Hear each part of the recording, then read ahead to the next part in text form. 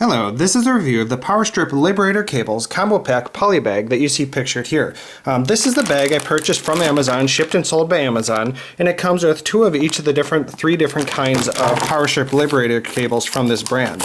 And if I pull one out, there's a few things to note is that it is a 16 gauge cable, which is fairly standard for extension cables out there and shouldn't usually be a problem.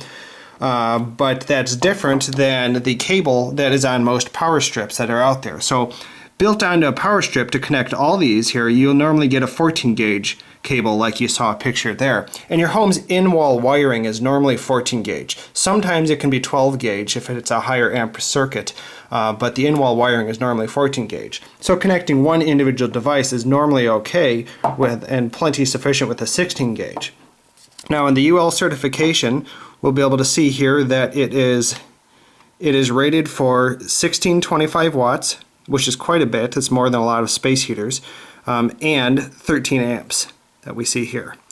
So it should be plenty for most things, but still I personally wouldn't recommend running things at the high end of 1625 watts. So maybe I wouldn't recommend using something like this for a space heater or an air conditioner.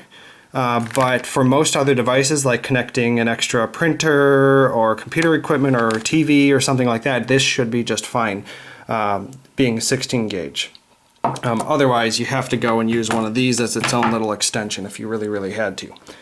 So this tag here is kind of annoying because relative to the size of the cable, it's got an awfully big tag. Just be aware that that's on there. Not that you couldn't cut it off if you really wanted to. I don't know if there's legal implications to removing this tag, so I'm going to assume not to. But just keep that in mind. Let's look at the different kinds of cables we have. So here you have one pass-through that just helps provide an extension. And inside these bags we get two other kinds. So we get another pass-through cable. We get two of these. Now basically it's a slightly different connection here that basically it's a round plug with a plug on the back, so you can plug another one directly into this as well as split off to the side, so you can stack multiple on top of this one. And it comes at an angle so that usually you can plug in multiple of these on top and the bottom of each other, and because of the angle of this plug right here, they should normally not interfere with each other. But that's not always true, and which I'll talk about in a minute. And now is the wall huggers. So these are actually really nice that if you have to put something behind a dresser or something you want to push right up against the wall, this is much nicer to be able to run something to the side if you're going to plug into the wall. It's not maybe as much for a power strip, but for hugging something into the wall. Whereas, you plug something else into the wall, you have this whole cable that sticks out that eventually you're going to have to bend here, and it can be dangerous sometimes if you have to bend this at too much of a right angle, is at some point are you going to fray the wire or plastic in here.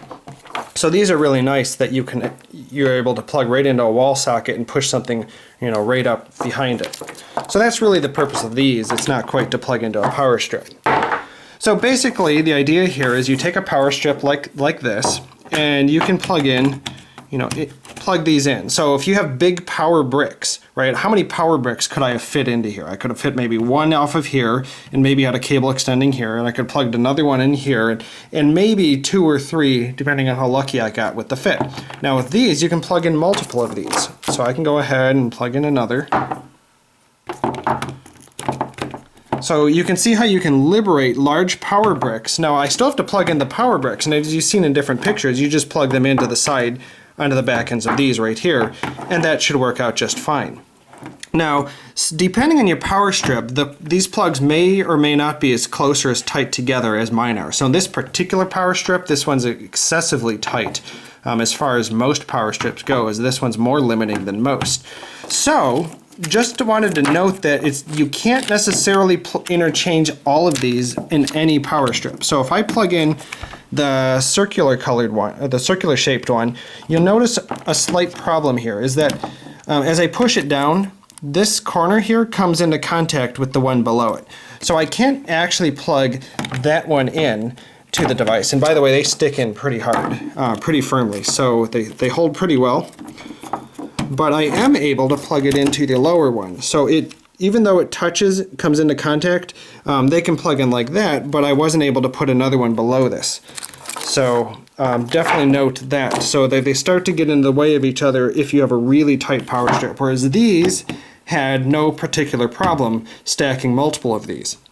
But of course, once I have one of the rounded ones on here that we see here, I can go ahead and plug in, a second one on top if I so chose. So it's actually very firm. So just be aware of that. In fact, I can't even plug this in right now. So this one will not go in further for me at the moment, and so you'd have to really sit there and push for a while. So that gives you an idea how tight they may be, just to be aware of that. Just be aware that these may be tight on the back end, at least from plugging these into each other.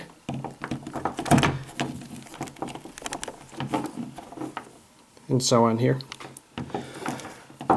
But they're really nice just to be able to offload large power bricks so that I can actually use my whole power strip here. So rather than buying multiple different power strips to fit 2 or 3 different power bricks, you can just buy a bunch of these cables, and it should work great. And now there's a difference in style here. So between these rounded ones and these straight on pass-through ones, you can lay down all of your power bricks on the floor here and then just connect them in one by one, as you've seen some pictures.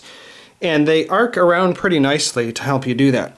These, on the other hand, lay at a different angle, at least by default, right? Because you notice it comes out at an angle, whereas these come up and go over. So coming at a right angle, you'd have to lay your power brick on the side over here and to be able to connect in multiple of those. So it's definitely a different usage. I had thought that I would prefer more of these because I thought I could stack more on top and so on. But I kind of like the style of being able to plug in an array of these and just plug the power bricks sitting on the floor next to it. So it really depends on your application. If you want to be able to stack more of them, that's the real advantage of the rounded ones.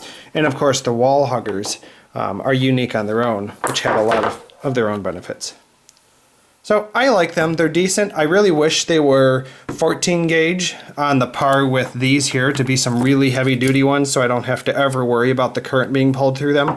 But 16 gauge is standard fare for extension cables until you start to pay more for extension cables that will work with high-end yard equipment and air conditioners. Thanks for watching the review.